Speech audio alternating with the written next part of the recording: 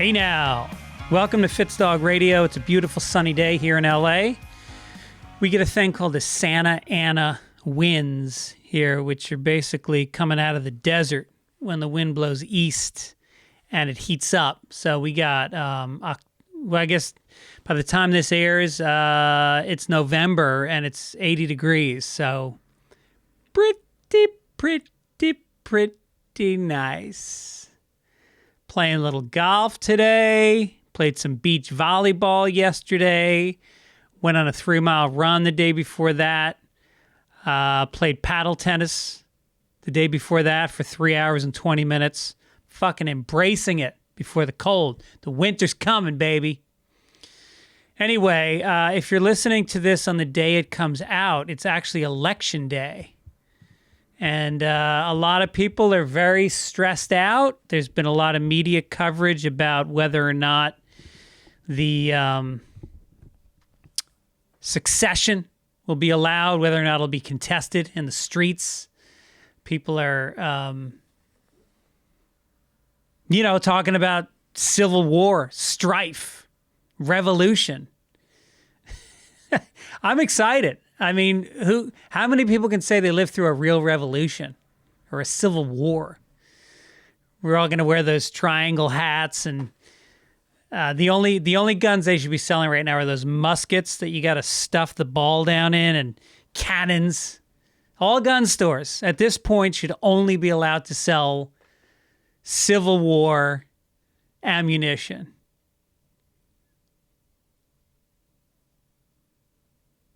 You thought I froze. Anyway, who knows? Who knows? Guillotines.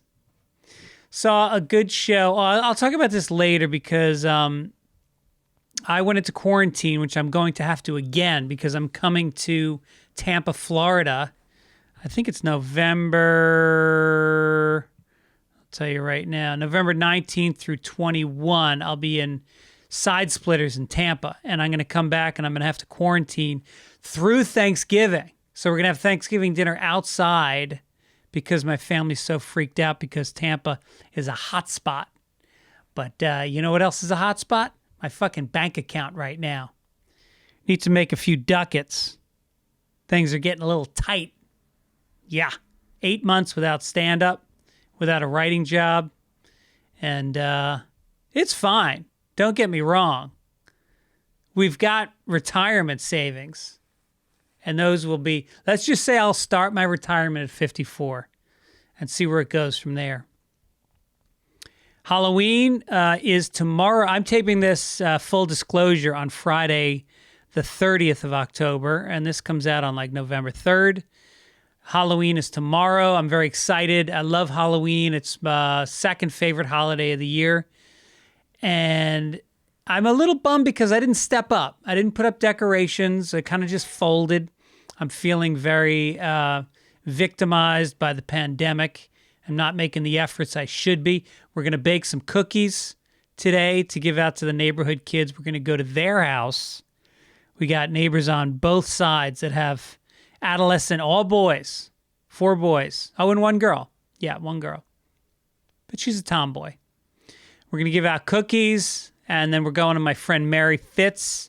She's got a pool. She's heating it up, and we're going to watch a movie, a horror movie, while in the pool. That'll be fun. JoJo is going on a treasure hunt, which is a thing her school does once a year. They do a big treasure hunt, and it's like half the senior class is running around the west side of LA in Venice and Santa Monica. And Owen did it 2 years ago, and it was shit like jump off the Venice Pier, which is like 70 feet in the air, swim in the fountain on the 3rd Street Promenade, have it do a shot with one of your friend's parents, and all this has to be videotaped and submitted to the committee. This is not related to the school. The school frowns upon this. But it should be a fun night. And they're all driving. Hopefully not drinking and driving. My daughter doesn't drink and drive. But she may be drinking in a passenger seat. Who knows? So that'll be fun. That's her Halloween. And I got a nice note. I got a very nice note I'm very excited about. One of my dear friends, a guy I treasure. He lives in Ireland. And I met him when I was a teenager. And I went over to Ireland when I was about 18. And I stayed there for a couple months, 2 or 3 months I was in Ireland. And I spent most of that time with this guy in Cork City. His name is Theo Hoare. And he's, or it's Theo, but over there they pronounce it Theo. Hey, Theo, what about you, lad? Soft night, thank God. And he's been listening to the podcast. Shout out, what's up, buddy? And he wrote to me. I was so happy to hear from him. We used to drink so fucking hard. If you went out with 7 guys, then each guy would buy a round. And when it was your turn, they would say, Greg, tide's out. Tide's out meant you had to buy 7 pints, not fucking small beers, pints of Guinness. That shit is strong. And you would get, when you get drunk there, they say you're legless. And we would get legless. Nobody ever got laid. It was just the boys drinking at the Courthouse pub in Cork City. Cork City is the best city in Ireland. Dublin's, Cork City is where it's at. And so then we would, then he came with me, and I was with my buddy Pete Cars, Sneaky Pete, and we started hitchhiking up the coast, and the adventures that we had, throwing up from being hungover. We got to this one town, and they had like a little disco in the town. I mean, picture a town called Macroom, and it's just a shitty town, and they had a disco. And we showed up, and we walk in, and we're looking to get laid. And so I start breakdancing because I did gymnastics as a kid for like 6 years. And so I could do flips. I could do a standing back flip. I could spin on my back. I could pop and lock. I did all this shit. It was bad by American standards. But in a small town in Ireland, an American guy breakdancing, I was like a fucking hero. And so people are buying us drinks. And we hook up with a few girls, and we go back to their place. And then Pete was with one girl in one bedroom. I was with another girl in another one. She was giving me no action. It was a stalemate. It was an Irish Catholic stalemate. And then Tia was in the other room, and he passed out. I think they were fooling around, and he fell asleep because he was so drunk. So she started screaming, and they threw us out of the house.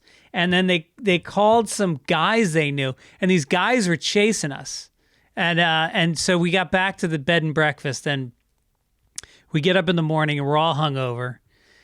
And the old lady who ran the bed and breakfast had her like thermal. They were thermal. I remember that panties on the radiator in the dining room. And Tio took Irish breakfast that they would give you was like every type of pork imaginable, sausage, bacon, this stuff called blood pudding, which is the fucking guts. It's what's in the intestines of a pig fried up. And so he took a sausage and he put it in the crotch of the old lady's underwear on the radiator. And then she gave us a lot of milk, and then I remember we were in front of her house hitchhiking, and he threw up, and then it made me throw up. Good times. Good times. Anyway, I've seen him over the years a few times, and it's always a joy, and it was so great to hear from him. So I'd read his note, but it's private. We got another note from, who's this from? Oh, this is... Again, I was quarantining, so I was looking for things to watch, and you guys were very generous, sending in binge watch worthy shows. Mine that I will put out to you right now is called The Queens Gambit. It's on Netflix. It's fucking great. It's by this. The star is this woman, Anya Taylor-Joy, and it's about chess. She's born an orphan. And the janitor of the school orphanage she's in teaches her how to play chess when she's like 7. And after 6 months, she's beating him, and he realizes she's a genius chess player. And so it tracks her whole story as kind of this alcoholic, pill-popping grandmaster, who becomes the best player in the world. And guess what? Not based on a true story. Is that okay, world? Can we make a narrative fiction that isn't based on a true story? People get so upset. Well, who was she? It was made up. That's what writers do. We come up with ideas and we play with them and we pick fun directions they go in, and there's climax and there's conflict and there's sadness and there's joy. And not every... Anyway, I think it's going to win a bunch of Emmys, so check it out. Also, people wrote in and said this woman named Joanne Bergen, she said that there's a Canadian show called CanCon.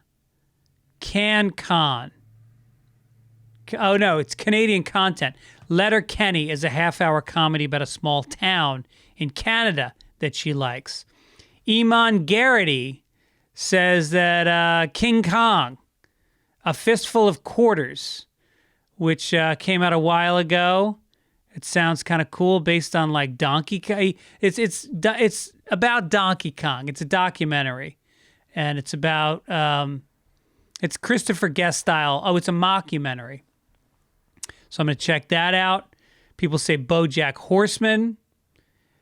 Johnny Patrick House says The Singing Detective, which is a British miniseries. Russian Doll, which I saw on Netflix.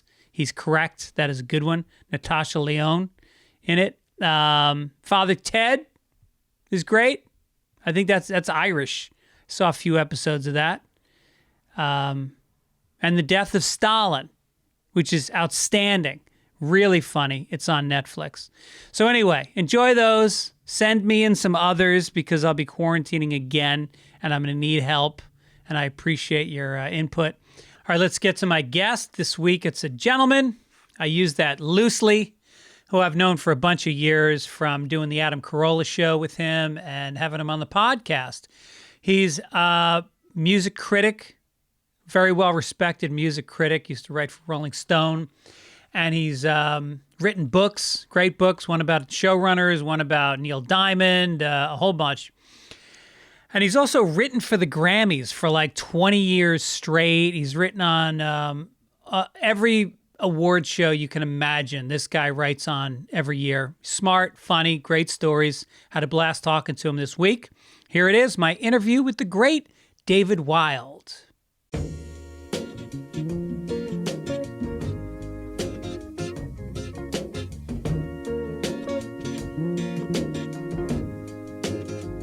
You know, Fitzdog Radio is heavy on the stand-up comedians, directors, you know, like comedy directors. By the way, David Zucker is coming on the show. And then once in a while, I'm lucky enough to break it up with somebody who's an absolute joy and an expert in their field. And that field happens to be music. A couple fields. You're also an expert in TV, writing. David Wild, how are you, my friend? I'm pandemic great. Oh, that's a qualified great? Yes, great and living.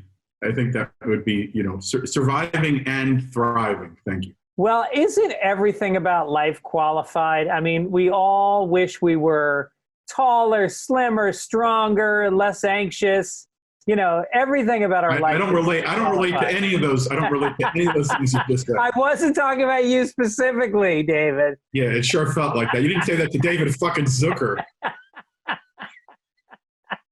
Oh my God! No, you're a beautiful man. You know, you've got that Jewish thing where women probably always wanted to marry you more than they wanted to fuck you. Everyone but my wife. Yes. Yeah. Well, not right. so much. Oh, your wife wants to fuck you?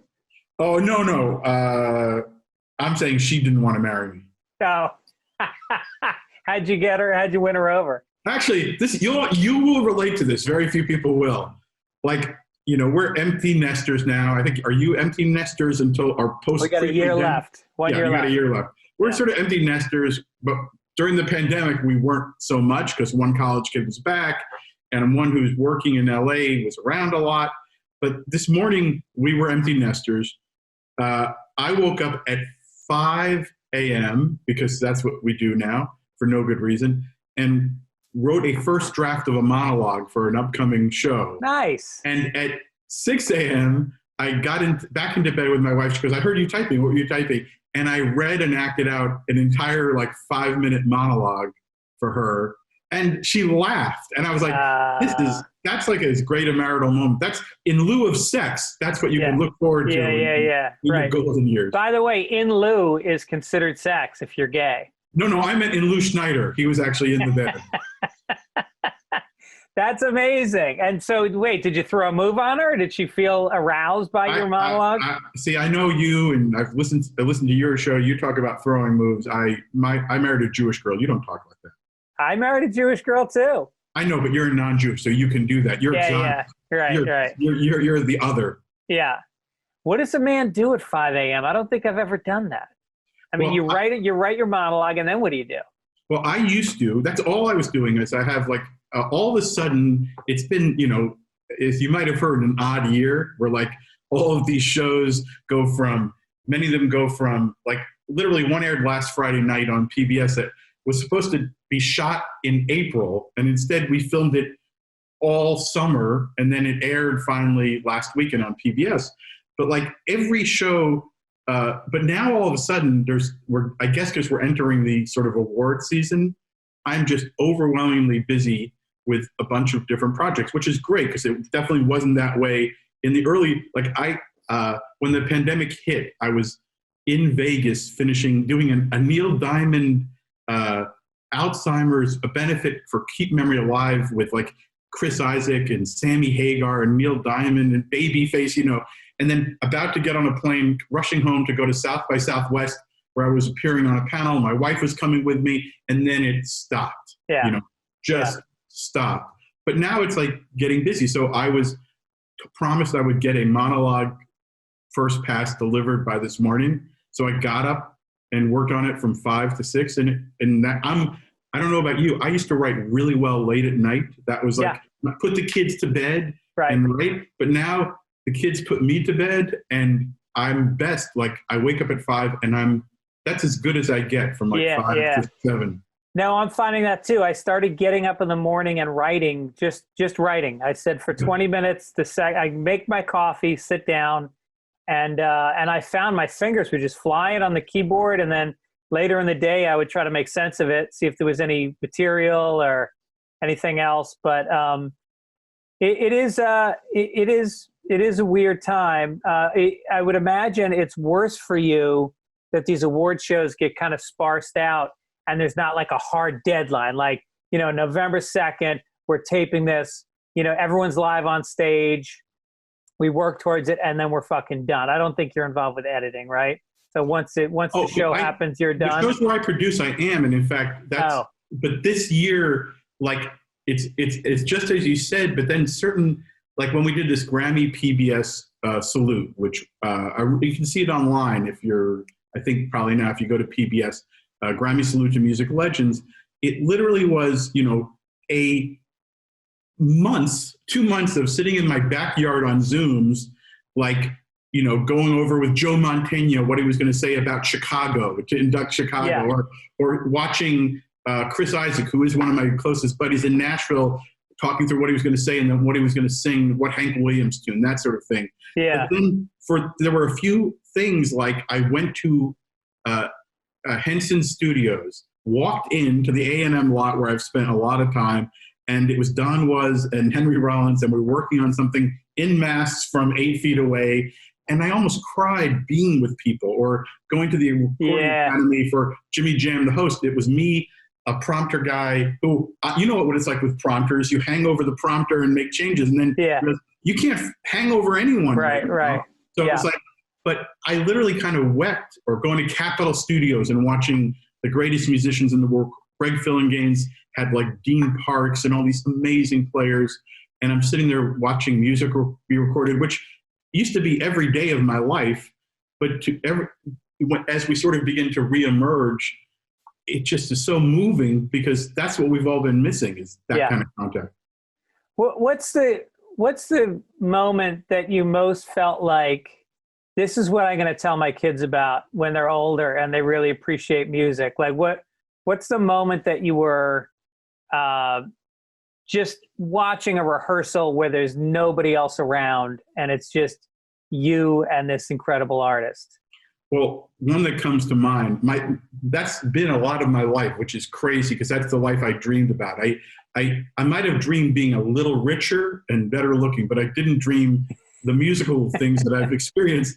And this year I did, in fact, for this recent Grammy show was hosted by Jimmy Jam, and he and I worked very closely together on the Prince tribute, which was a Grammy show that aired earlier this year. We did it right after the Grammys, 3 days later. It's like we always do a lot of the big shows, and when you had big shows with audiences, you would do the Grammys, and then you do a tribute to Prince, Grammy tribute to Prince 3 days later. And it's fantastic because rather than going home and getting depressed after something, which people like you and me will do, yeah, right into another thing, and it's very satisfying. But in any case, it brought me back to a time when Ken Ehrlich, who produced the Grammys and just actually, stepped back at the end of this year's show. But he and I were in the office one day and Prince called, and we were trying to get him to open the Grammys with Beyonce. And we talked to him and he called and said, all right, come over to center staging. And we were like, to meet. So we would have a sit down. Now, so we did the meeting, and I had known him as a music critic before then, and had, he'd thanked me on his hits collection, but we weren't. Oh, really? But I got to know him a little bit, and I thought he was the greatest of all time. But so we go in, and he goes, after we have the meeting, at which we say some things right, some things wrong. I made a mistake saying something, because at that moment in his career, there were rumors that he was a little broke from Paisley Park or something. And I said, listen, we only have so much money for this production in terms of something we were talking about staging. And he goes, and we don't want to spend your money. And he goes like, I got money, fucking Dave. I got fucking money. And I was like, okay, Chris, yeah, I know. And you're tall, right? Okay. But in any case, he said, you want to hear a little run through of this? And like we had talked through the songs we were talking about for him and Beyonce. And he had the band in the next room. And he said, he asked some, I'm sure, beautiful female assistant to put 2 chairs in the rehearsal room, like right in front of the band. And he gave Ken and I a private concert. Oh, shit. Prince, full steam Prince. And I'd reviewed for Rolling Stone in France, and he invited me after the show to a club show. So I'd been there with 200 people having the exclusive show. But this was two Jews. And I'm the taller one in this one. And at the end of the thing, he was Prince. He was just the best. And at the end of it, he goes, David, you're a journalist. You were a journalist. I'm not really a journalist anymore. But he goes, you got to sign a non-disclosure. You can't tell anyone about this. And I said, Prince, you have to get me to sign that before you do it. Yeah, right. And I've always been happy that I didn't sign a non-disclosure, because I've been when he passed away, I talked about him on CNN. That was a moment. That's a moment I have annoyed my kids by talking about. That's amazing. That defines him. When I worked on the Ellen DeGeneres Show back in my edgy days. Oh, I hear that's a fun place.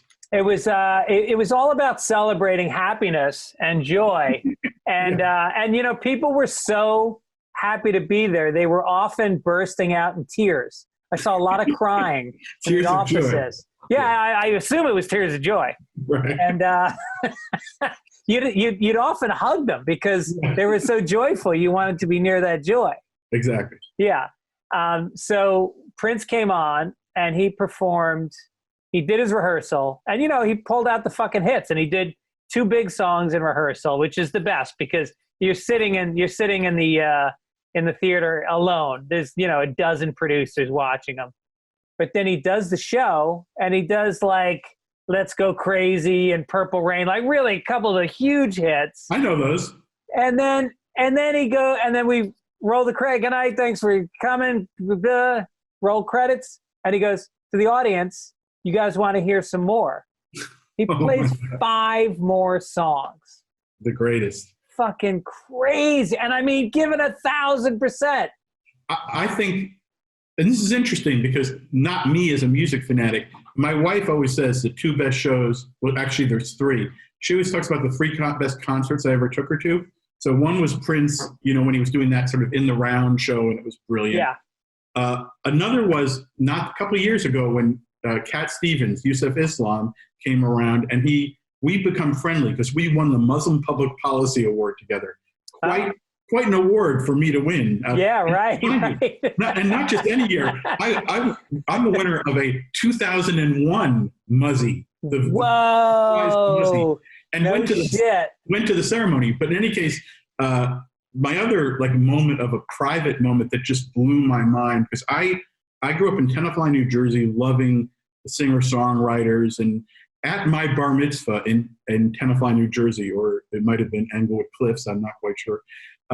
The poster. I always think about, there were posters. My parents were one of the early theme Jewish bar mitzvahs. Then it became common, but they were pretty ahead of their time. And at my table, there were giant posters of the Eagles, Crosby, Stills and Nash, the Stones, all these people. And at some point I realized I got to know all of them, but the last one I really got to know was Cat Stevens. And I was asked to fly to England when he sort of began to reemerge a little bit into the world of the secular world. Right. I was the first interview he did, and that's what we won this award for. But as part of that, there was one day when we were in Santa Monica. He came from England we were showing him a rough cut, and I was sent in to say, he goes, David, I want to know what music, because the way VH1, I think you did a lot of stuff with VH1. Oh, sure, yeah. You know how they saved on publishing because they basically didn't pay for anything. So he had to grant us whatever music we were going to use. So I was sent in to go, okay, here's where, he goes, where do you want to use here? And I would say I'd say Miles from Nowhere, or whatever. And he would then pick up, this is when he had not sung in public at all. And didn't he only play Muslim music for 8 years? Yes, but he even didn't do much of that. Yeah. He sat and did whatever I asked him I wanted to use. He pulled out a guitar and sang it for me. And this is a guy who I thought would never, this was in the early days of his sort of reemergence. Yeah, yeah. It was mind-blowing to see this guy become my childhood hero again. Oh my God, that's amazing. Crazy. And you're a Bruce fan. I'll tell you my best concert of all time. Oh yeah, Hornsby's the best. Bruce! No, I meant Smirnoff, the comedy of Bruce Smirnoff. Exactly. Well, in my country, things are different than they are here. I was traveling around Europe. I took a year off after high school. I wasn't going to college. I had no idea I would go to college. I fucking got all D's in high school. We were all surprised that you went to college. Yes. You and my parents. I remember you guys getting on the phone together. And so I took a year and I went to Europe for 6 months with a backpack. And I was a Springsteen fanatic ever since I was young. And so I get to Greece. And I'm flying home on July 5th out of London, Heathrow. I'm in Greece on Mykonos, and I'm staying in some youth hostel. And this kid goes to me, hey, any chance you're going to be in London in July? Because I got one ticket for Bruce Springsteen, Born in the USA tour. Yeah. And I go, are you shitting me? 4th of July, Born in the USA tour in England? Right, exactly. So I got there, and I just remember I had completely run out of money. I had just enough money to take the train to the airport the next day, and I had enough to pay for my youth hostel, and I went to the concert. I hadn't eaten that day at all. I was that out of money. Right. I was looking forward to the peanuts on the plane. Right. And so I was out there, and if you had to blow Clarence Clemens to get a sandwich backstage, this will be the best story ever. Well, plus you get the cum, so it's not just a sandwich; Exactly. It's a little protein. It's a meal. It's a full meal. An appetizer and an entree. Exactly.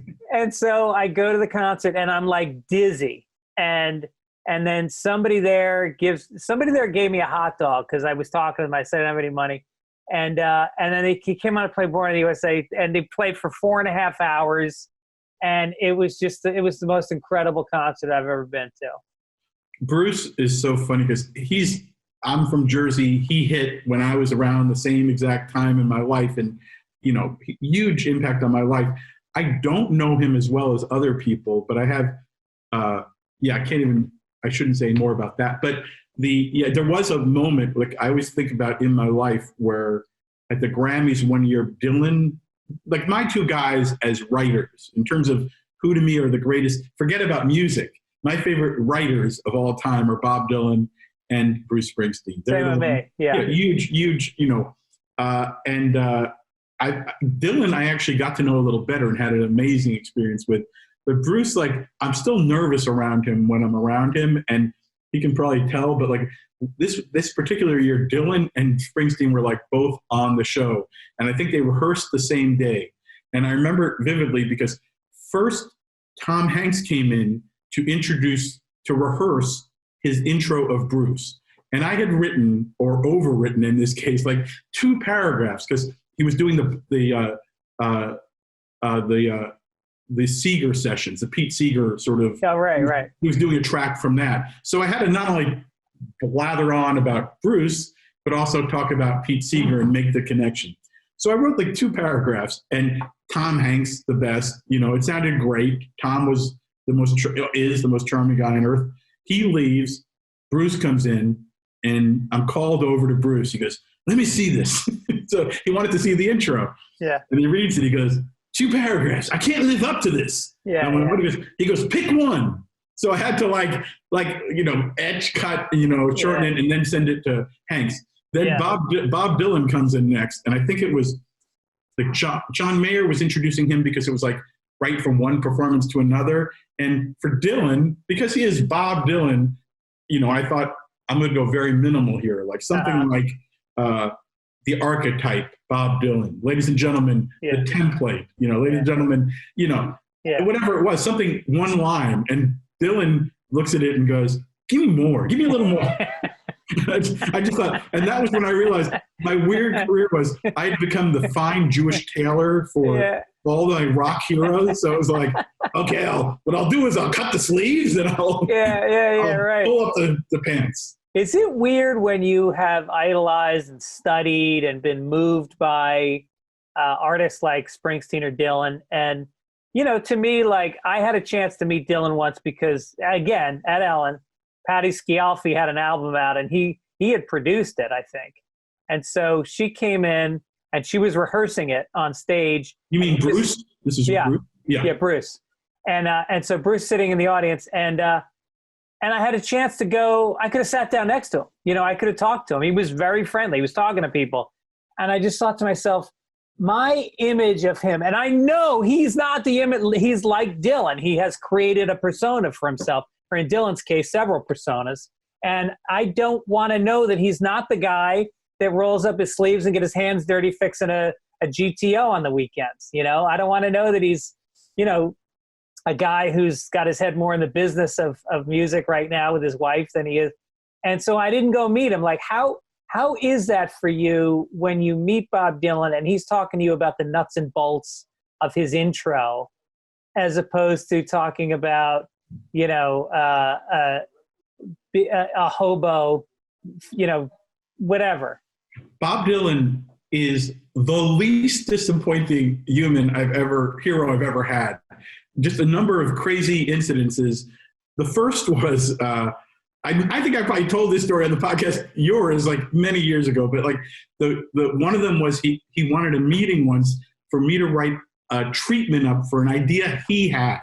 And it was a 3.5-hour meeting in his hotel room. And it was utterly fantastic because I was let into the room ahead of him, waited for him, and he came from an interview with Rolling Stone, which was my, sort of previous life, was interviewing people for Rolling Stone. But it was so fantastic because he walked in and the first thing he said to me was, David, fucking interviews. And it's like, it was a great insight how do these people who are interviewed all the time view it. He goes, people still ask me why I went electric. how fucking Oh my interesting. God. And I went, oh my God, like that's most of my life had been bothering people like doing that. Yeah. But we had the most amazing meeting. I realized why he's a genius, because his mind literally works at a higher, different frequency than anyone you've ever met. He couldn't have been nicer. Like at one point, I can't even explain all of this, but I had to take a call from Kevin Spacey when you were allowed to take a call from Kevin Spacey. Yeah. He gave me his bedroom to take that I got to tell Kevin Spacey, listen, I got to go. I'm with Bob Dylan. It was like one of those things where I had the best excuse. He goes, well, I'll take that. And then, but like every dealing I've had with Dylan was better than you wanted. Like at one point I was asked to write liner notes for one of his like collections. And he goes, no adjectives. I went, what? He goes, oh, interesting. Nouns and verbs. And I went, and I realized that's half the secret. Like there's the best writing tip. I took a lot of writing in college, but there's very little better than it's like literally telling you, and I don't think I couldn't even avoid entirely, but that idea of keep it focused on your nouns and verbs. Don't get flowery with adjectives. That sounds like Hemingway. Yeah, it is that sort of, it's that manly, kind of the writing of that generation. Right. Wow, that's amazing. All right, there's a bunch of games I want to play with you, but first let's talk about. I'm so excited you're on, by the way. Thanks for doing this. I'm so excited you're excited. Here's a couple questions. I looked at the Billboard Top 100. Guess how many rock songs are on it? Well, not sure how you classify rock. 2, 3? 0. Well, hold on. That might not be true. Because like Machine Gun Kelly, is he on? Because he actually made a sort of rock record right now. Oh, I don't remember. Might think he's a rapper because he sort of was. Yeah. So there might be 1 or 2. There might. Okay. It's like, and I'm not trying to sell you that Maroon 5 are a rock and roll band, but there might be. Yeah. No, there wasn't even a Maroon 5. The close Harry Styles. There were some pop singers. Yeah. But he's great. Yeah, but there were no rock, and so Fleetwood Mac are on right now. Oh, Dreams is number 12. That's right. Yeah. But I have to ask you, as somebody who comes from Rolling Stone, who famously announced in like 1980 something, "Is rock dead?" or "Is rock dead?" or "Rock is dead" on the cover. I barely remember. Breakfast, but I do. I'm sorry. Is it dead? No, I mean, because the other chart you could look at would be when people are touring or when they last toured, see who sells out arenas. Right. And that's still, or sheds or any of the places we can no longer go right now. Yeah. Those were rock bands. It's actually a fascinating question right now is a lot of our biggest performers are old rock bands. And a lot of the economics of the business changing so that there's no longer that royalty record sales money, that it's all about the streaming and the live business at this point.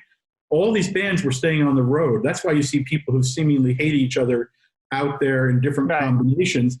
But the fact is, I know a lot of artists and a lot of them will call me, and they originally, when we were talking in March, it was like, all right, I'll take this summer off, and then by the end of the year, we can go out and start touring, and then by next year, it'll be back. But right now, it is completely unclear how that's going to go. Right. And so the question is, there are some bands, like the Eagles were still a top draw, but if you add 3 years where you can't perform, there's going to be a lot of bands that will maybe age out of being able to get out on the road. I was thinking about that with stand-up comedians. Yeah, there's guys that are, that are hanging on to their followings from a credit they had 10 years ago. And it could dry those guys up. As opposed to me. Yeah. I've still got VH1 shows where they'll pay me $500 to pretend I love toys, or 1986. For my bachelor party, there was whatever the comedy club was in the Spectrum in Irvine or something in Irvine. Yeah. There was the date of my bachelor party. There was a comedian there, and I heard the name. I bet he's someone you knew. I think it was Dennis Wolfberg. Oh, sure. He was great. Well, he was a great comedian, but I think I must have caught him, an hour to 2 hours before he died. Yeah. So that it was like it was like one of those funny and sad stand-up things. 'Cause he was clearly in like some altered state. I think it was. Yeah, cancer. Yeah, it was so, but that I always think of that because that's my bachelor party and it was all over after that. Yeah, and he didn't want to be there. He was thinking about a deductible or a copay at that point. It was not about being funny. No. That guy was so great because he was a school teacher in Queens until he was in his late 40s before he became a real comedian. And like Dangerfield didn't, he was in it when he was younger and then he quit and he sold aluminum siding to war widows. Right. He ripped them off. And then he got back into the business when he was like in his 40s or 50s. Have you been doing a lot of the like Zoomish shows or no? I won't do those. No. I did one I attended one last week with Pardo. And it's fascinating how the Zoom technology is both like my first Zoom ever was like when the pandemic hit, I was with the two surviving Beastie Boys and Spike Jonze to do a little interview thing for for the Beastie Boys movie that came out on Apple. And I thought, this is like the new world was in my bedroom, sitting in bed, talking to two Beastie Boys, in their, one on their porch, one in their bed, and Spike Jonze in a hotel room in Hawaii. Yeah. And like, I thought this is as weird as it's going to get. And it keeps getting weirder. Like, yeah. How was the Jimmy Pardo show? Jimmy, well, I love Jimmy. I love Jimmy. I think he's great. It was a very, it was crowd work on a Zoom, and he was great. The crowd was truly odd, which is great in a comedy club when people say weird things. There's a little element of it being a little sadder on Zoom. And there was one guy who, seemed like, vaguely mass murderer-like, so there was like an element of danger to the whole thing. Like a guy who normally wouldn't make it to a comedy club. Yes, wouldn't get past security. Yeah. It was like that. There was a young lady who, ended up, an hour work on her self-sterilization, it was an unusual and charming and a good value. But interesting. But I don't know. It's like, I think I did the hour before that, we'd walked to our neighbors, who was one of our close friends, who's a very successful, somewhat famous singer, songwriter, like for pop hits and all that. And she and her husband did a concert in their driveway for 12 of us. Oh, that's great. So it's like people are finding ways. Yeah. But it doesn't make it any less weird. It's all weird. No, and it's like, I go back to when I was first starting to do stand-up comedy and I was in college and I was trying to figure out how to get on stage and I couldn't get stage time. So I went to a local nightclub and it was really like a tough club. It was like bikers and drug dealers. And I said to them, I will do a hot legs contest in your club if you give me $200 a week. And so, and $100 to give to the winner. And we put up signs. I won one week. It was a rough bar. Yeah, it was a really rough bar. And so I would do stand-up comedy for 20 minutes, and then I would do and that's what it takes now. I got to go back to the creativity and the drive and the love for it. You have to rediscover those things so that you can make a fucking living, And so I did a show in a parking lot on Saturday night in Irvine at the Irvine Spectrum on the really? On the top floor of the parking lot. By the way, I have to look up all your shows because my in-laws are there. I would so go to that. Oh, no shit. My wife and I talk about we've seen you at the Comedy Store, the one on Melrose. That's the Improv. The Improv. We saw you every time we saw you. A lot of these shows at the Improv where you would breeze in, kill it, breeze out. You were, and it was actually interesting because there's a very I don't want to name them, but there's a super hipster comedian who was on the bill with you, one of those shows. There was an older comedian who'd been on TV 5 million times, and both of them just struggled.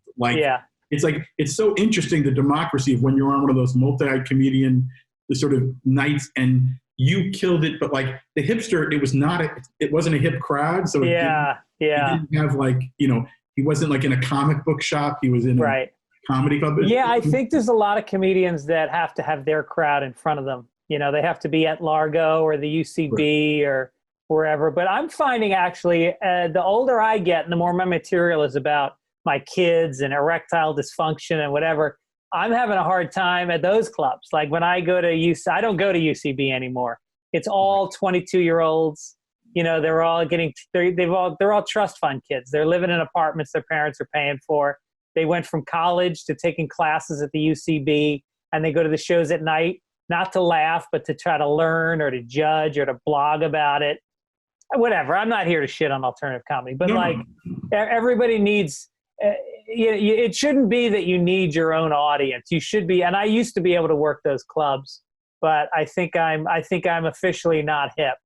Well, it's funny because like I work with many comedians and I actually write jokes for a lot of people, but I'm not a comedian, and my music background sort of separates me always from people.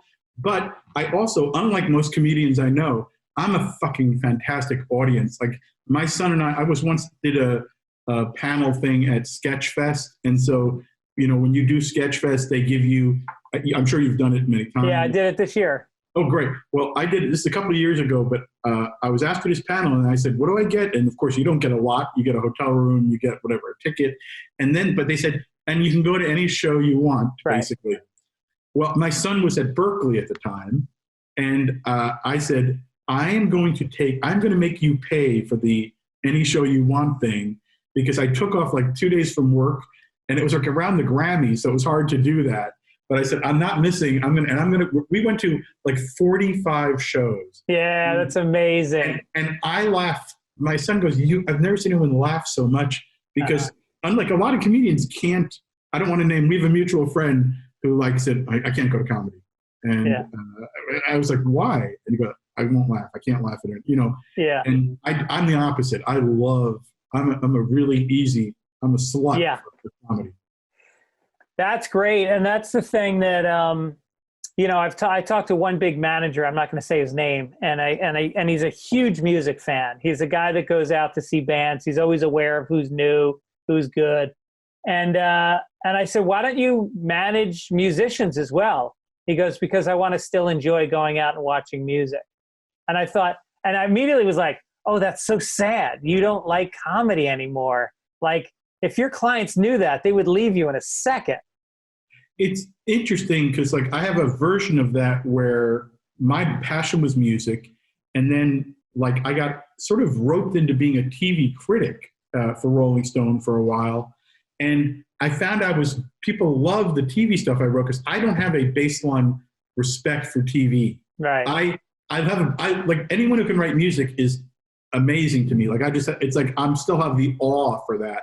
Yeah. And I think that helps me in all the music shows I'm involved with, because I still have that awe. But in TV, I have a different sense of all right,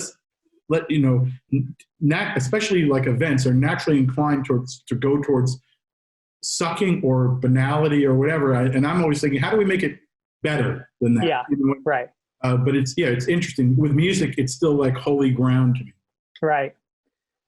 So who should I be listening to right now that I'm not? Who's new and good and exciting? Besides Harry Styles. Yeah, I actually love Harry Styles. Give you one woman who we just filmed with, I think I'm about to film with her for 2 big shows back to back. Her name is Yola. Have you heard Yola? I'm writing it down. No, Yola? Yeah, Yola, British soul singer. Interesting, the thing we shot that aired last week, and I don't know when this will air, but it was, she was about, when the pandemic, I already told you, where I was in Vegas before the pandemic, the lockdown hit. The week before that, or 4 or 5 days before that, I was working on a charity event I work on a lot for breast cancer with it's an organization run by Rita Wilson, Kate Capshaw, Steven Spielberg, Tom Hanks. So I'm there backstage in this little close Beverly, is the Hilton, in that sort of closed space. And Rita and Tom are about to go on the plane to Australia to shoot the Colonel Tom movie. And this is where they caught Corona. Well, I don't know if they caught it before they left on the plane or there. Right. But I was there sitting with Rita like that night. So shit. So she then gets on the plane in that movie. By the way, that would be so cool if you're going to get Corona to be able to like brand it and be like, I got the Hanks Corona. The amazing thing about it was like I did after that, like a week, have a cold. Yeah. And then, but there were all sorts of things said. But the point was, Yola, who you should check out, British singer, fantastic. She was going to play Sister Rosetta Tharpe, a big early rock and roll influence in the gospel world. And she was going to play her in the movie, but then the movie collapses or falls apart because of coronavirus. Yeah. So instead, for the time being, she sang to honor Sister Rosetta Tharpe for our Grammy PBS show we shot her at the Ryman in Nashville, and she's unbelievable. Just a great, are you getting 5,000 out of area fake calls all the time? Are they trying to get you to vote for somebody? I'm not picking up. So no. What about, have you heard of an artist named Shannon and the Clams? Yes. I love that. Yeah, very, very good. Yeah, it's like old Motown almost, but what a voice she's got. Yeah, what's funny is, and maybe it's sort of the political moment in my aesthetic judgment, I keep on, it's a lot of female artists who are hitting right now. There's a woman in country named Ashley McBryde. I don't know if you've heard her. No, I'm writing it down. Singer-songwriter. She is the real deal. She's just remarkable. I don't like country. Never did. I mean, obviously some outlaw country, Waylon Jennings and Johnny Cash. There's stuff that I like. But your basic, and I know you're a Brad Paisley guy. You wrote a book with him. But yes. I know he's apparently a great guitar player. Amazing. Like virtuoso guitar player. But I just can't latch into it. I try, but it all sounds the same. It's interesting. I think I was lucky that way and ended up being I spent a lot of my life in Nashville. I'm getting on a plane to go to Nashville in a week or, right after the election to do work on the CMA Awards, which are like the country Grammys. I've done that show for 20 years. Like, damn. First with Vince Gill as a host. Yeah. Then Brooks and Dunn, then Brad and Carrie Underwood. Last year with Dolly Parton, Reba McEntire, and Carrie Underwood, Reba McEntire, and Dolly Parton. That was last year. This year it's Reba McEntire and Darius Rucker. But so I've been going there for 20 years. Every election for the last 2 decades, I've been in Nashville, like around. Wow, no shit. Yeah. I'm sorry, but it all sort of goes back to my dad, a nice Jewish businessman, got into one bluegrass record when in New Jersey. I always called it Jewgrass. When I was a little kid, called the Nitty Gritty Dirt Band did a record. Oh, sure. Love Nitty Gritty Dirt Band. The Circle Go Unbroken. When I was 8, he took the whole family to go see, because he loved it so much, the Nitty Gritty Dirt Band with Steve Martin. About 5 seconds before he became legendary, he was still their opening act. So playing banjo. Playing banjo and doing jokes. Yeah. And that changed my life. It made me fall in love with comedy and country music, both of which have figured prominently, like, to this day. And I love bluegrass, but I don't. But because bluegrass has like there's a joy to it, and there's a humor to it, and country is so sanctimonious. It's so fucking self-serious. I will make you a playlist, and try to prove you wrong. Okay. All right, good. Okay, my favorite singer-songwriter of the last few years, and he was in this Grammy tribute, we paid tribute to John Prine. That was another big deal to me emotionally. At the Grammys this year, I'm working with Bonnie Raitt to pay tribute to John Prine, sang a little bit, for him, Angel from Montgomery, and then we honored John. After the show, we have a little party for Ken Ehrlich, the producer, and I'm sitting talking to John, who I've known forever, because Howie Epstein, who was one of my closest friends from the Heartbreakers, produced his comeback records, and we're talking about. So he must have died shortly after that, right? Well, I have to say, all these people in LA were always like, I didn't actually know anyone who got sick, and weirdly, I don't think I'm the typhoid Mary of this, but between Rita Wilson, between Adam Schlesinger, who I assume you had to know from Fountains of Wayne, who was another one of the early. Yeah. He's written a lot of the songs for openings of award shows, like the comedy ones for Neil Patrick Harris and for lots of other people. But the leader of Fountains of Wayne, he was another early casualty. But John Prine was the one that just destroyed me. And, yeah. He had a very deep place in a lot of people's hearts. Oh, but the reason I was bringing up is on our tribute, we had Brandi Carlile, who's great, and Jason Isbell, who is my favorite singer-songwriter of this moment in time. Do you know Jason Isbell's work? No, I'm going to write that down. Jason Isbell. He is Bruce Springsteen. Not that Bruce Springsteen isn't, but he's that's what some of those guys. He's from Nashville. He's in Nashville, from Memphis, not really part of the country world, more the Americana world, but he's the best. Okay, I'll check him out. All right, so I want to get to, because I don't want to keep you all day, although I know I want to keep you all day, but it's not fair to a guest. I want to talk about movements, because there was a great documentary not great, it was flawed, by Jacob Dylan about the Laurel Canyon scene back in the 60s, which was the Byrds, and it was... Echo the Canyon.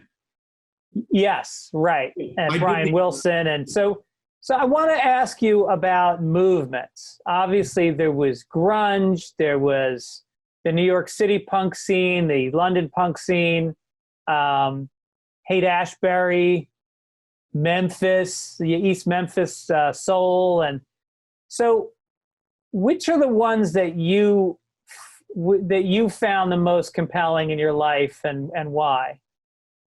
I grew up as a little kid in New Jersey, sneaking into New York during the new wave scene in New York clubs, and as a 12-year-old, tried to get even during the day, buy records in the Village and go sit outside clubs and occasionally meet people and talk to people.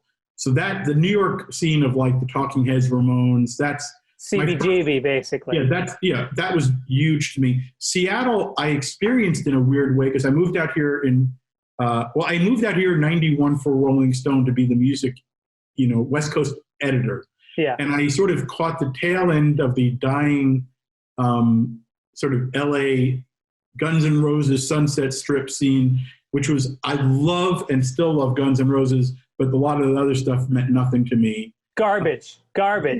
Then Seattle. I think when you're from the East Coast especially, the whole glam rock thing is completely lost on you because the New York sensibility is just dressed down and it's supposed to be gritty. Yeah, only Twisted Sister did that. That was not. New York Dolls had done their thing. Yeah, that's true. That was all already happened. Right. The grunge thing was really weird for me because, my little weird world of that was, I came here early '91. I went to the office of all the labels. Jan Wenner sent me to talk to all the, labels, and I met with Gary Gersh, who was the A&R man at Geffen. And he played me some new songs that he had just gotten. He goes, let me play you this thing I just got today.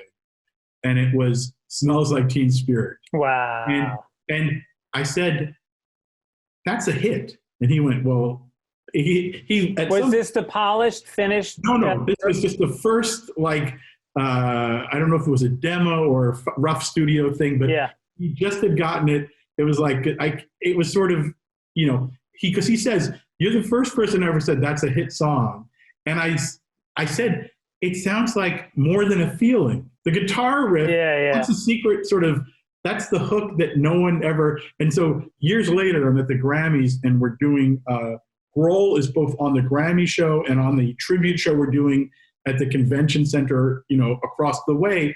So I'm riding on a golf cart with Dave Grohl. And so we have 10 minutes of where we're not talking about anything else. And I said, let me ask you a question. And I said, is I the only one who thought this thing, that the secret hook is that riff, if you listen to it, it's more than a feeling. And he went 100%. No shit, really? He told some story about like being on some like festival where like Tom Schultz, I think, it's like this weird little thing. So, but then the grunt, and then weirdly, then I had a good friend, Sue Sawyer, who was a publicist for Virgin Records. I loved hanging around there, scamming free albums, which is what music critics do, and free lunches. And one day I'm at her office, and there's her assistant is like dark-haired young woman, very nice, very attractive, and she says, and I was talking to her, and she goes, "My boyfriend just is going to be with a band," and she gives me like a tape in advance, and the band was Pearl Jam, and her boyfriend was Eddie Vedder. No shit. So I get to know Eddie Vedder is like the boyfriend of the girl at Virgin Records, assistant. And then I hear that record and I go, holy crap, this is going to cut to like maybe a year later. I'm writing liner notes. I'm covering Bob Dylan's 30th anniversary concert at Madison Square Garden. Eddie Vedder is now the coolest guy on earth singing, like he's representing young artists singing, Masters of War or whatever for Bob Dylan at this Bob Dylan show, and the king of the world. Like literally to see a guy going from, would you listen to my boyfriend's record, to the king of the world. Wow. That's amazing. A year and a half is amazing. Jesus. And like, speaking of movements, like, why is it that there's only really 3 countries that have really contributed to rock music in our time? And maybe 4. If you got America, you got the US, you got Canada, you got England, and you got Ireland. And then Sweden, in that sort of pop rock world, has become, from ABBA on, it's not the same thing, but they've had a big force. They're an asterisk. Okay. Yeah. I mean, I think English helps. Like, I think it's just in the last like 5-10 years, finally France is getting some cool things, like a band like Phoenix, or you have like, England is that's the one that's fascinating to me, because like I have spent a lot of time in England. I had a great experience last year or a year and a half ago or whatever. My son was studying in Europe and asked me and my wife to fly over and meet him. Like, he was seeing all of Europe, and he was in Sweden. But then we met him in London, and he goes, "Dad, I want to go to Liverpool with you." And nice. I was embarrassed to say, because I want you to show me around Liverpool. And I am if you watch the Beatles, the 60s show on CNN, from Tom Hanks, whatever, Playtone Productions, I'm in there talking about the Beatles of the 60s and British invasion. And the absolute truth was I had never been to Liverpool. Uh-huh. And partly because I know Ringo quite well, and Ringo did not have a good childhood in Liverpool. He had a rough time, which is part of the story of the Beatles. And he always said, you don't want to go. So finally, because my son wanted to go, I called and asked Ringo and his publicist, "Hey, can you help? Anything you can do to help me in England, in Liverpool?" The best thing you could do is have a Beatle put you on the, like, unbelievable. Because like my wife, we were staying in a nice fancy hotel in London. She didn't want to give up like that much time, but she loves my son, if not me. So she was like, "I'll go, but we'll get on the train first thing in the morning and we'll come back that night to our nice hotel." Yeah. So literally, I don't know what list the Beatles had, but like from the moment we were met at the train station, we were treated like we were Beatles. Like it's like, all those cliches about your money's no good in this town. Like it literally was like you go to the Cavern Club and they were like, please take all our T-shirts. No, you can't pay for them. You know, it was like good to be Beatle adjacent. But so I'm fascinated with why England, but I think it's because rock and roll and roots musician and the country and blues R&B artists who we gave the world, England, they were exotic, especially our great black artists were exotic in England. So rock and roll itself had even more romance there than it did here at the crossroads where it happened. So the Beatles come back and amplify everything about American music and bring it all together in a way better than anyone. Yeah. Interesting. Yeah. But Echo in the Canyon, I moderated for Jacob and Andy Slater, like at the ArcLight. They did a bunch when they opened. They asked me to moderate a few different nights. That documentary was interesting because I don't know if you found this, people have very strong reactions to that. Like some people are just mad about what's not in it. Most notably, like people are like, where are the female artists other than where's Dylan? Yeah. Well, the truth is and then some people don't love Jacob, and I love Jacob. Like I just love the guy. So I enjoyed that one, but I enjoyed the Laurel Canyon one that came out on Epic. I like music documentaries. I really like them. Even some of them I like. All right. What about Eddie Van Halen? We should talk about him. Where do you rank him in rock guitarists of all time? Number one, and here's an example of he's number one to you. When rock and roll guitar players of my generation, he was the one who hit me the hardest. Because of my age, I know exactly where I was at prep school in New England, where I was on the quad of Loomis Chaffee when someone on the second floor of a boys' dorm, played Eruption, and I was like, my head went around. I was like, what?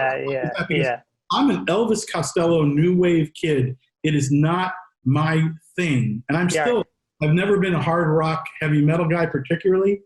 I don't really care about a lot of it. Eddie Van Halen turned my head around. And I ended up our kids went to the same school. No shit, really? He was a neighbor. I spent a lot of time with him.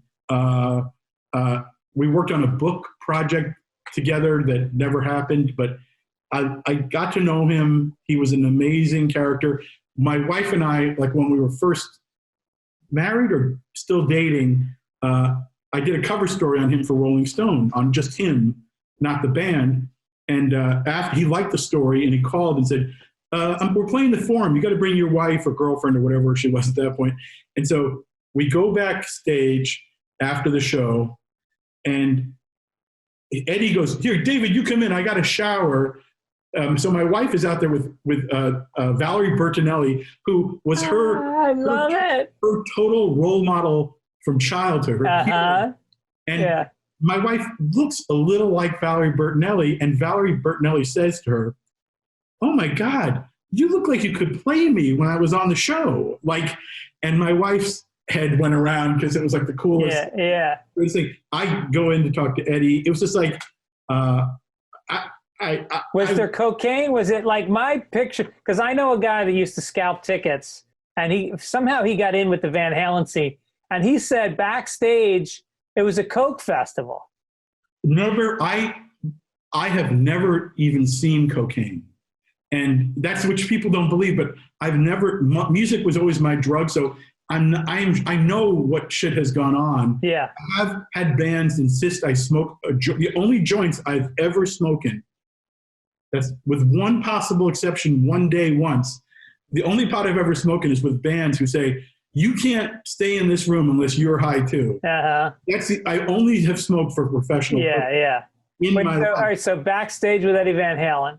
I never saw that. I've seen results of behavior. I never saw that behavior. Right. But, he was amazing. I was in awe of him. I saw him about a year ago. I can't say too much why, but I was asked to come over to the house, and I was meeting with his wife, and I didn't expect to see him because there were all the rumors of how sick he was. He just walked in when I was sitting there waiting for her, and he goes, "David, how are you?" And I started talking about his son's, music.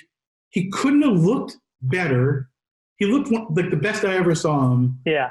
He couldn't have been nicer, and all he wanted to do was talk about like his wife and his kid. And it was heartbreaking. I had one other experience like 5, 6, 7 years ago where LL Cool J, who I worked on the Grammys with, was doing an album at Henson Studios now. And he says, "Come down so we can do an interview and write liner notes for that." I go down and I'm walking down the hall and I'm hearing like eruption type, what sounds like eruption. And I'm going, why is LL playing Eddie Van Halen's Eruption? And I walk into this door and it's Eddie. And Eddie and LL are cutting 2 tracks.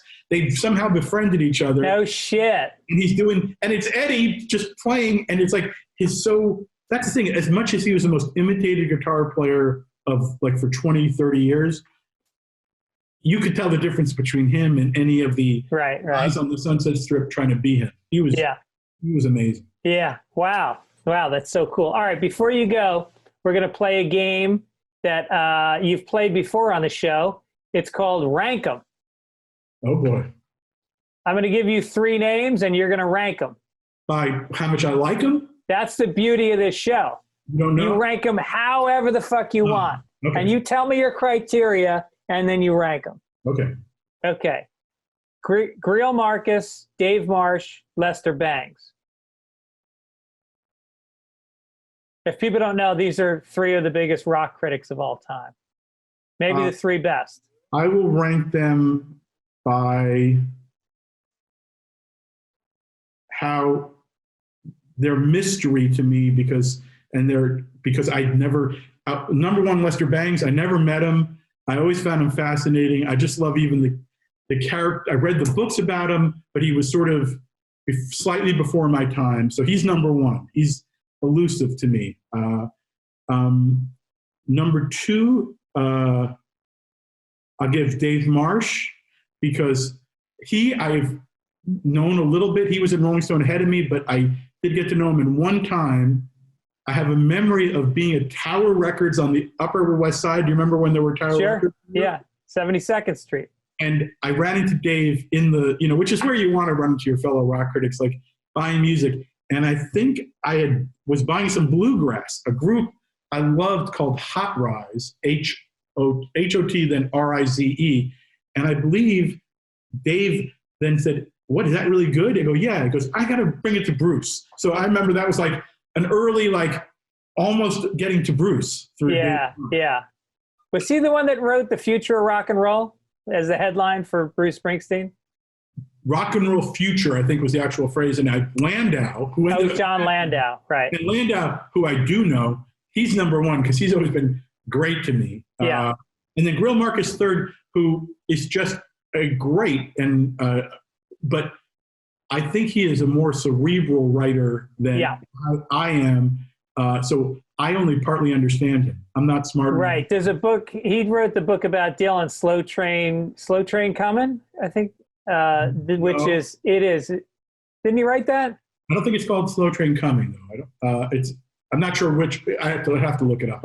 Don't ever negate me on my podcast.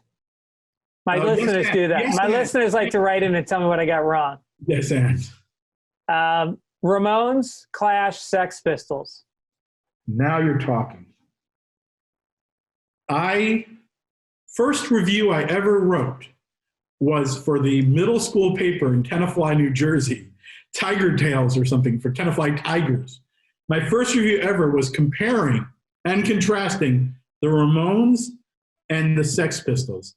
And I think the last line was like, I don't think I could use the F word, but it was like, fuck the Sex Pistols. For me, it's all about the Ramones. Now, I like Pretty Vacant a lot, but the Ramones, huge in my life. So Ramones are number 1 because I have a pop, rock, power pop, the Raspberries. Like when I'm on all these Beatles shows talking about the Beatles on Sullivan, I did the Beatles Grammy tribute talking all about Ed Sullivan. I wasn't alive for that, but I did see the Raspberries on like the Midnight Special or Don Kirshner's rock concert. That was my Beatles moment. So I like power pop. And so the Ramones won. Yeah. Clash, number 2, I saw the London Calling tour, one of the greatest things I've ever seen, you know, I was like sneaking into, those are the first shows I ever like snuck into the Palladium, which was then had been the Academy of Music. It was like up in the cheap seats where the marijuana was, you know, flowing up. Loved the Clash. And Sex Pistols I like, but I did once have a meeting, and I bet you could have too. I had a meeting once with Johnny Lydon. Like he was doing a show, I think for VH1. Yeah. And they wanted to talk to me about being a writer. And I met the guy, and I thought, holy shit, I cannot imagine a guy who less wants to be written for, told what to do. Yeah, right. And then I just read that he came out, I think he endorsed Trump, and I'm like, I'm very happy I didn't work with Johnny Still Rotten. Kokomo, Wild Honey Pie, Love in the Elevator. I'm going to say Love in the Elevator first. Okay. Because that... Will you define the category for people that don't get it? The category is songs that have deep meaning in my life for me. I was going to say these are horrible songs by amazing bands. Well, I will say I agree with you for the third one. Love in the Elevator. Honey Pie. It's not exactly. This is not my favorite Aerosmith song, but I got to know, my first concert in an arena was Madison Square Garden, Aerosmith, I think, Derringer opening. You know, this is like not with my parents going to see a concert. This was like with friends, like, you know, and then a parent waiting outside Madison Square Garden. It's like 1979. Yeah. So this is like a big deal. And they were smacked out of their minds. They were like at their worst. Cut to, they go through like heroin, come out of it. I get to Rolling Stone right in time for their comeback. I write the cover story for the Pump album, and with the album after Love in Elevator. But I film a lot. I get to know Tyler very, very well. I was with them like 4 years ago, filming in a shower, like a parody of like Love in an Elevator, like 4 years ago at the Sunset Marquee.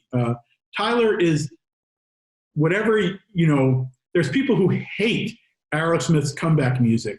Yeah. I don't. I love the original stuff. Like, you know, if I'm going to listen to a record, it'll be an album, it'll be rocks. But I like my Pump. I don't look down on it. The Beatles track is maybe the worst song on White Album, I guess. But the White Album I love so much, I'm not judging. And McCartney, very big. If you go to my Twitter at Wild About Music, you see a picture of Paul with my 2 sons. Linda was the one who ordered me to marry my wife. It's another long story. Really? Wow. I don't put down McCartney. I'm excited he just announced there's going to be McCartney 3, you know, his sequel to the first solo record in the 1980s. The third one's coming for December. I'm in. I love McCartney.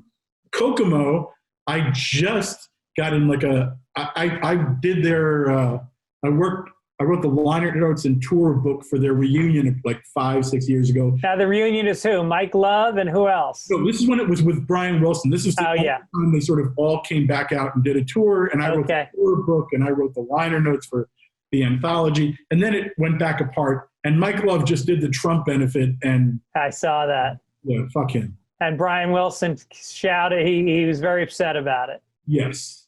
Yeah. So Kokomo, that's also John Phillips, so there's a little of that incest. Okay. The vague scent of incest, which is not a good scent. All right. I'll let you pick the last category.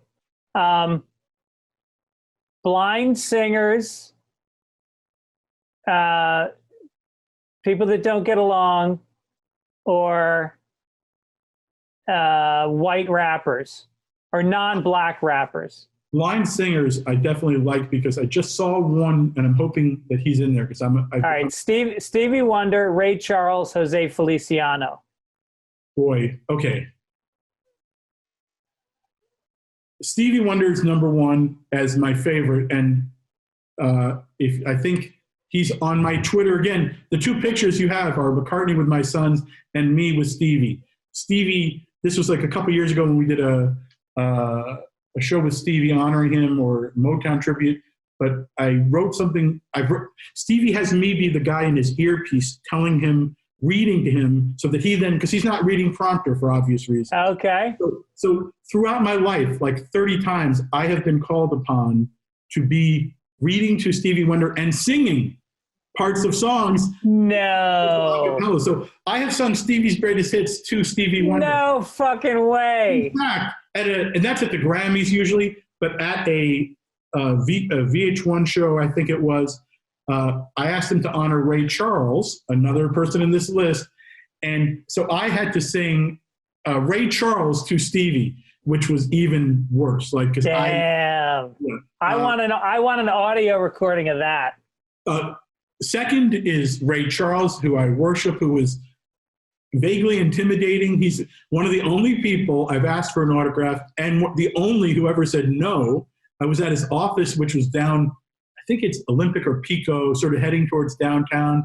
And it was like, after the interview, I said, I brought my Genius of Ray Charles album. Is there any way you would sign it? And he goes, nope.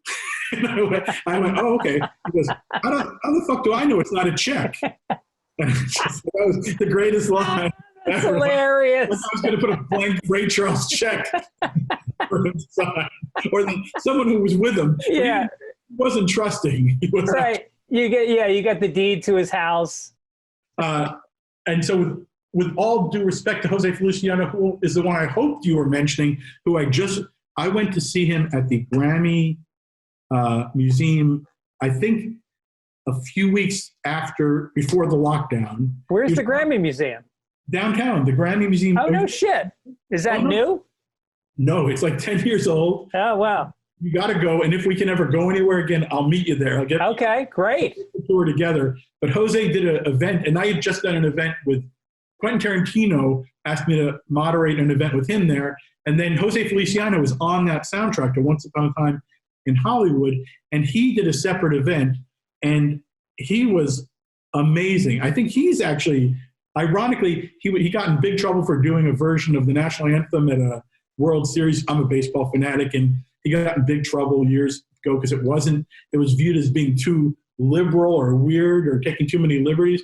I think he's kind of conservative now, but he was funny as hell. Like, anyone who stays in show business becomes an old Jewish comedian. Like, he was delivering shtick. You would have loved it. And I love his voice. I love his playing. Yeah. He's pretty magic. Okay. That's going to do it. I could talk to you for another half hour, but it's not fair. Okay. David Weil, what can we promote for you right now? Well, when do you think this is going to be on? In the next week or two. Watch the CMAs on ABC November 11th. Okay. Definitely look forward to the Grammys coming up.